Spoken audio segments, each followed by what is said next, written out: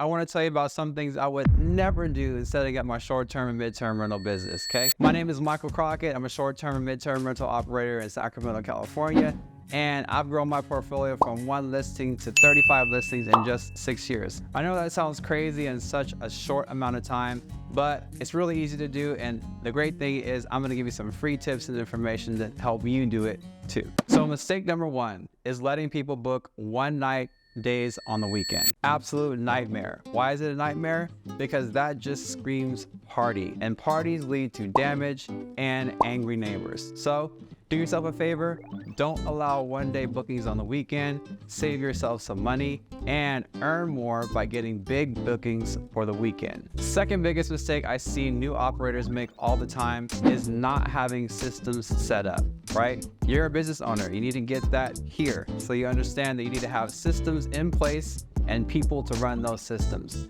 Whether it's guest communications, whether it's pricing, or just facilitating the booking process, you need to have systems in place to make sure that you're giving people a consistent experience every single time they come and stay with you. Mistake number 3, not having a quality control process. What does that mean? It means expecting your team to be able to do their job and not having an accountability process to make sure they've done it effectively. So let's take, for example, cleaning. All of our cleaners are well trained to complete the cleanings when guests check out and make sure that the houses are in order and ready for the next guest to check in. You need to have a quality control process to ensure that that job is done right every time. An example of a control process is having photos taken every time a cleaning is done. That way you as a business owner knows that the cleaning was done and the cleaner is accountable for making sure the job gets done right. It also protects you from a guest who may be saying that they arrived to a place that wasn't clean and actually it was. You have pictures in place as part of your quality control process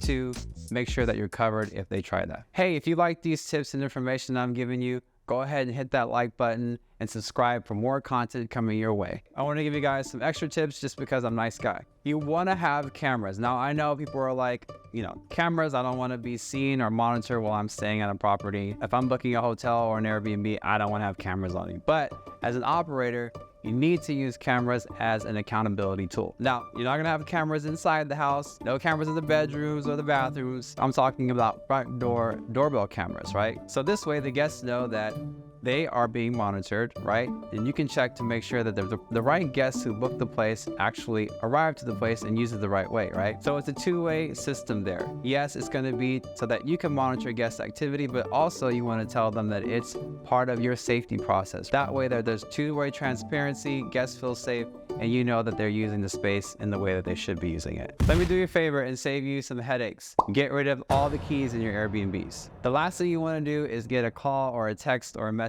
at 1 a.m. with the guests telling you they're locked out of the apartment or they're locked out of the place because they lost the keys. The best thing you can do as a rental operator is to get a passcoded door lock system. This is a system that has a passcode that guests can use to access the home, and they don't have to worry about keeping track of keys or losing keys because there are no keys. You need to make sure that you have this on all of your rentals to save yourself a bunch of headaches and your future guests a bunch of headaches if they ever lose the key. One of the hardest lessons I learned was trying to hide things from guests. Now, I'm not talking about, a missing pillow or maybe there's a stain on something that won't come out. I'm talking about things in the house or the property that just don't work, like a broken microwave, or maybe the TV doesn't work in the bedroom. Maintenance issues come up all the time, right? As an operator, you're gonna find that out.